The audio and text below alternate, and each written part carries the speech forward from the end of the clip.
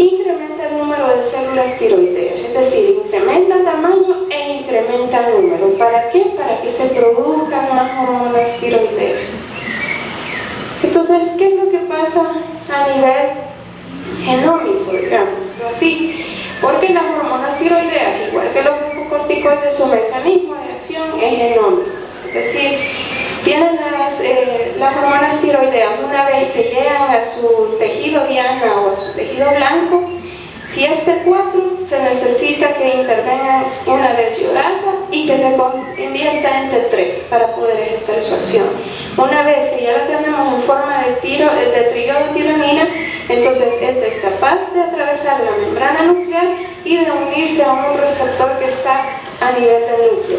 Una vez que se une, entonces se produce una respuesta y una transcripción de genes.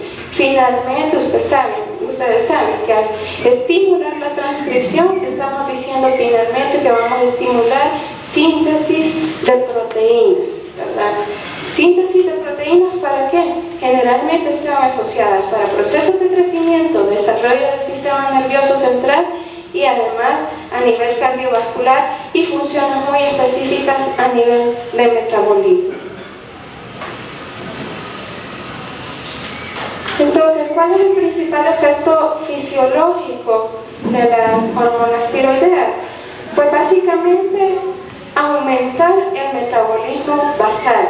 ¿Y cómo lo hace? Por medio de la activación de la transcripción nuclear de un gran número de genes, es decir, finalmente promueve la síntesis de proteínas de transporte estructurales y además de otras sustancias relacionadas con el metabolismo propio. Entonces, todo esto lo que hace es que las reacciones se den de una manera acelerada, si se quiere ver de alguna manera. Entonces, veamos, en el metabolismo basal, decíamos, se aumenta de 60 a 100%. ¿Se acuerdan lo que es el metabolismo basal, verdad? A ver, ¿quién me dice?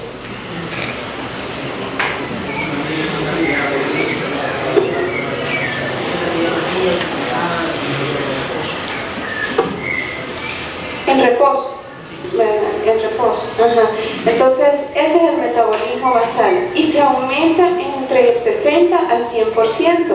Aumenta la utilización de todos los nutrientes. ¿Por qué? Tiene lógica. Al aumentar la quema de energía, si lo quieren ver así, se necesita mayor utilización de nutrientes. Los procesos mentales se dan con mayor eficacia y facilidad. La velocidad del crecimiento se da de manera más rápida y se relaciona mucho con esto. Aumenta el número y actividad mitocondrial. Entonces, también facilita el transporte activo de iones a través de la membrana y esto produce calor. Es decir, si estamos hablando que las hormonas tiroideas en términos generales favorecen el aumento del metabolismo, quiere decir que si estamos quemando grandes cantidades de energía, se va a liberar gran calor. Por eso es que los pacientes que tienen hipertiroidismo tienen intolerancia al calor y los pacientes que tienen hipotiroidismo tienen intolerancia al frío. Entonces, en los carbohidratos, en cuanto al metabolismo de carbohidratos, ¿qué es lo que hace específicamente o qué hacen las hormonas tiroideas? Aumentan la captación de la glucosa, aumentan también la glucólisis, aumentan la glucogenólisis y la gluconeogénesis. ¿Por qué creen que pasa esto? Porque pareciera ser como que contradictorio. Aumenta la captación de glucosa, pero también la glucólisis y la glucogenólisis y la gluconeogénesis. ¿Quién me puede explicar eso? Ana Huerta. Las exigencias del cuerpo, o sea, para captar más glucosa, la va a quemarse, que es el glucólisis. Para las reservas del glucógeno, se va a romper el glucógeno y va a poder crear más todavía de otras fuentes, más, o sea, siempre para subir la demanda. Así es, ¿verdad? Es una respuesta a la demanda aumentada que se está produciendo. Entonces, en el metabolismo lipídico también aumenta la lipólisis. Eso también tiene relación con que disminuyen las concentraciones plasmáticas de colesterol y de triglicéridos. aumenta la secreción de colesterol por lo mismo, por la bilis, y aumenta los receptores de LDL en el hígado, ¿verdad? Aquí tienen la misma situación también, ¿verdad? El metabolismo de proteínas. ¿Qué pasa con el metabolismo de proteínas? Aumenta la síntesis, pero también aumenta el catabolismo. Entonces, pero es por lo mismo que ya habíamos explicado anteriormente.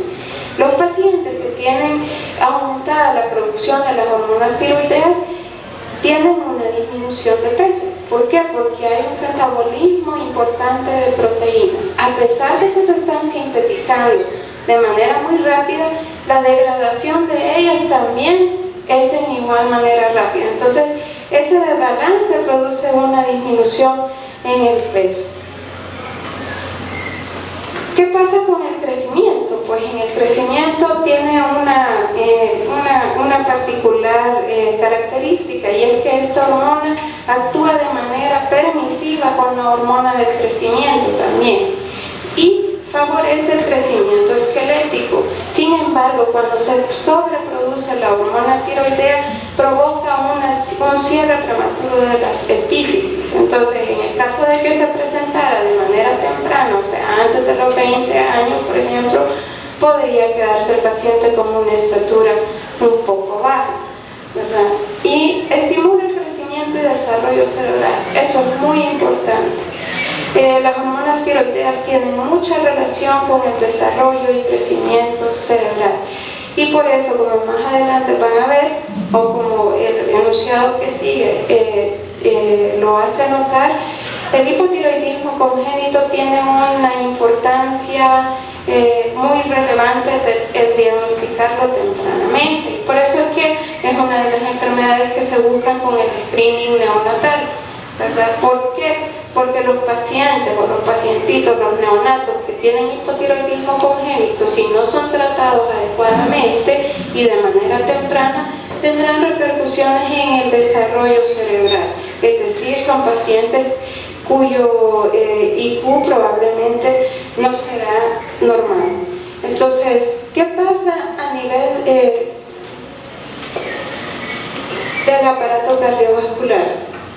Pues a nivel del aparato cardiovascular, obviamente que si las necesidades están aumentadas y estamos hablando de que el metabolismo está aumentado, estamos hablando de una necesidad de aporte de oxígeno incrementado. Entonces, ¿qué es lo que va a tener que hacer nuestro sistema cardiovascular para suplir esas necesidades de oxígeno? Pues aumentar el gasto cardíaco, ¿verdad? Además, que se sabe que las hormonas tiroideas tienen un efecto directo estimulante sobre los receptores ¿de qué tipo en el corazón? Beta 1, ¿verdad? Entonces, aumentan la fuerza de contracción y aumentan la frecuencia cardíaca también.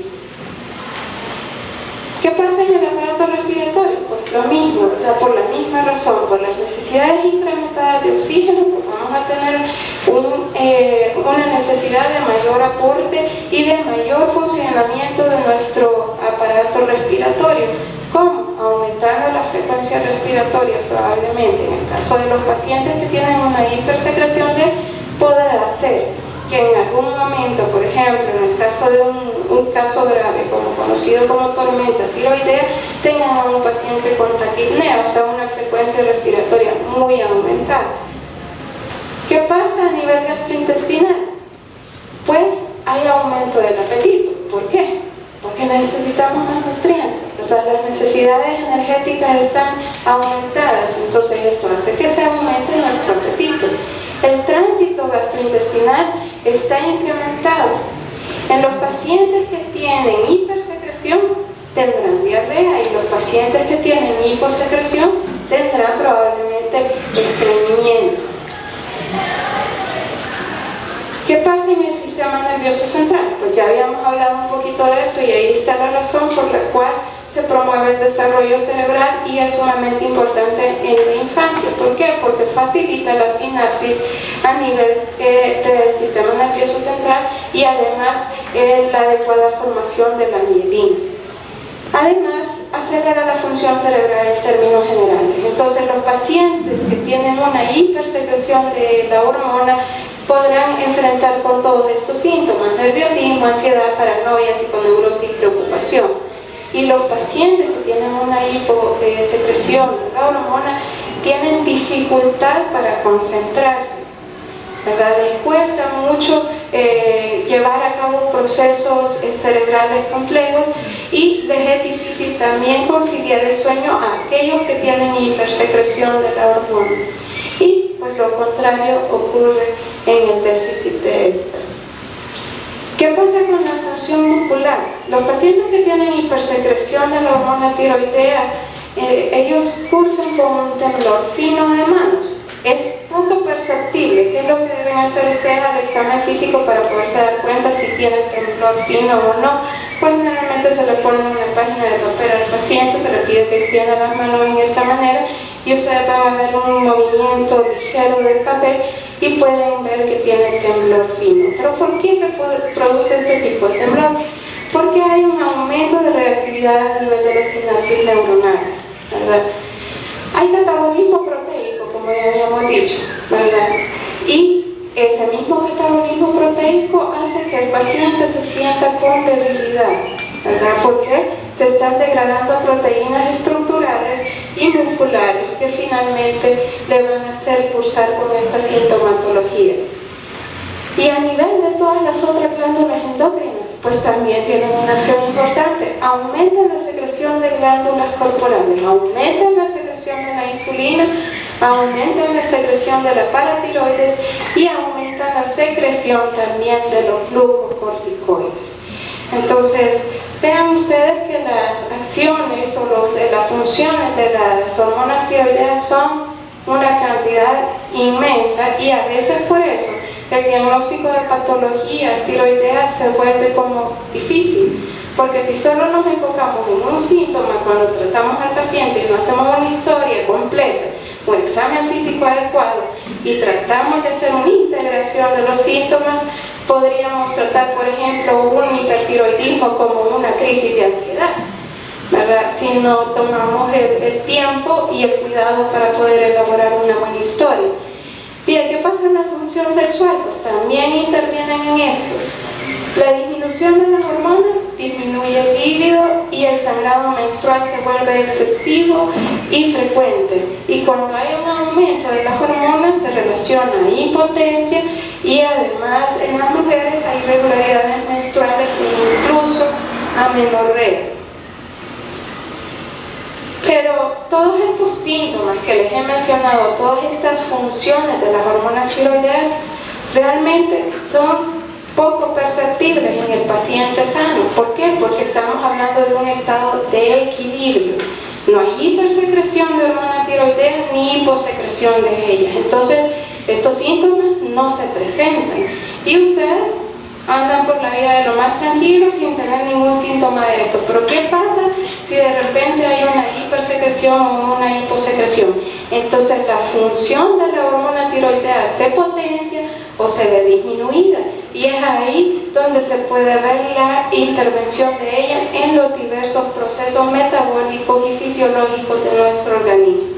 Entonces, pues ya les había adelantado bastante acerca de lo que son las enfermedades de tiroides o de la tiroides.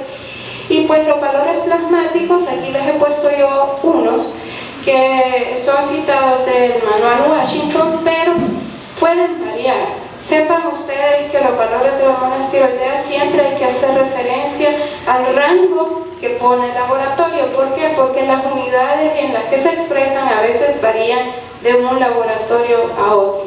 Pero siempre, bueno, no hay justificación para que no nos aprendamos los valores normales que hemos puesto aquí. Siempre es bueno conocerlos o al menos tener un rango, ¿verdad? Entonces, ¿qué es el bocio? El bocio es un agrandamiento de la glándula tiroides, y aquí lo pueden ver ustedes. ¿Ya han visto personas con este tipo de enfermedad? ¿Verdad? Entonces, a veces no es tan notorio, a veces es un poquito menos notorio que esto, pero el agrandamiento de la glándula tiroides puede ser perceptible por el examen físico, ¿verdad? Entonces, observen, si ustedes son observadores, pueden ver que en términos generales la glándula tiroides no puede verse, excepto que las personas sean muy delgadas, puede verse más o menos, pero en términos generales